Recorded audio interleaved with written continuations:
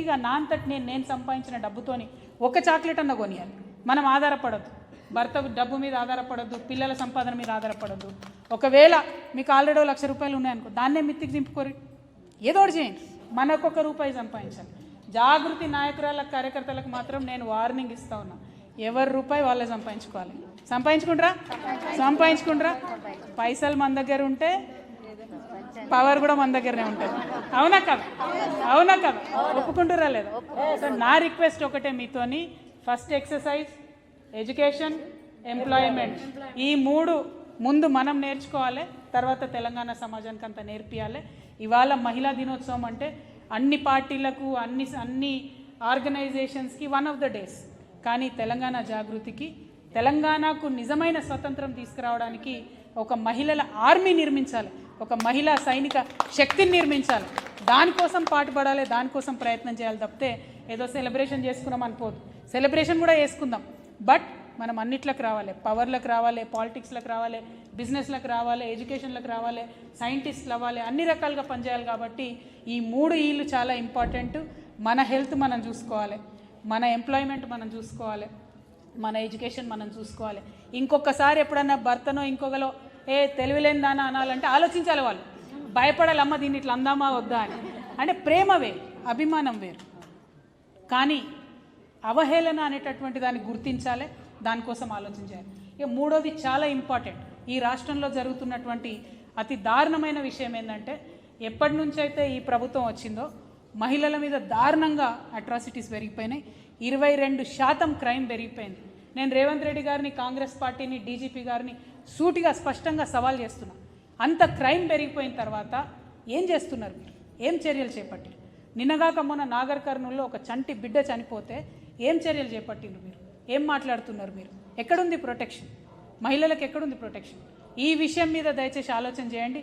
మీరు మాతో నిలబడతారా, stand with her అని చెప్పి పిఆర్ క్యాంపెయిన్లు చేసుడు కాదు, క్రైమ్ రేట్ తగ్గించండి, పోలీసింగ్ పెంచండి, బస్సులు పెంచండి, ఫ్రీ బస్ ఇచ్చుడు కాదు, ఫ్రీ ఎడ్యుకేషన్ ఇవ్వడానికి ఆలోచన చేయండి అని చెప్పి ముఖ్యమంత్రి గారిని, కాంగ్రెస్ ప్రభుత్వాన్ని నేను డిమాండ్ చేస్తూ ఉన్నాను.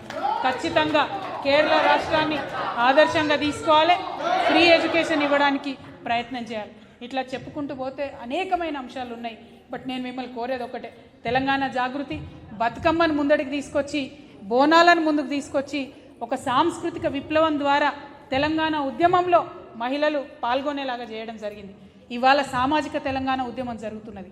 సామాజిక తెలంగాణ అంటే ఎస్సీలది, ఎస్టీలది, బీసీలది, మైనారిటీది, అందరికన్నా ఎక్కువ ఆయా వర్గాలలో ఉన్న మన ఆడవారిది. కాబట్టి సామాజిక తెలంగాణ అంటే ఇది ఎవరి కోసమో జరుగుతున్న ప్రయత్నం మాకేంది అనుకోవద్దు.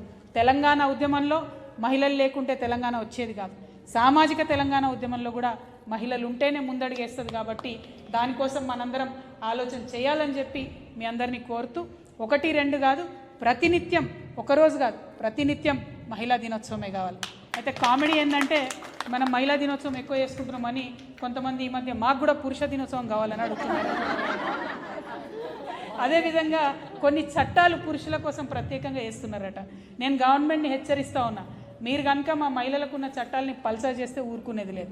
ఎందుకంటే ఇంకా మాకు శక్తి రాలే, ఇంకా మేము ఫుల్ ఫ్లెజ్డ్గా ఇండిపెండెంట్ కాలే, ఇంకా మాకు రిప్రజెంటేషన్ దొరకలే, ఇంకా కూడా అన్ని చోట్ల, అంటే సరదాగా చెప్తున్నా, భర్తల్ని కొట్టే స్థాయికి ఎదగలేమని కొట్టమని నేను అంటలేను, ఎందుకంటే హింసకు నేను వ్యతిరేకం, ఎవరి మీద చేయొద్దొద్దు. సమానమైనటువంటి లెవెల్ ప్లేయింగ్ ఫీల్డ్ మనకు లేదు, దానికోసం ప్రయత్నం చేస్తున్నాం.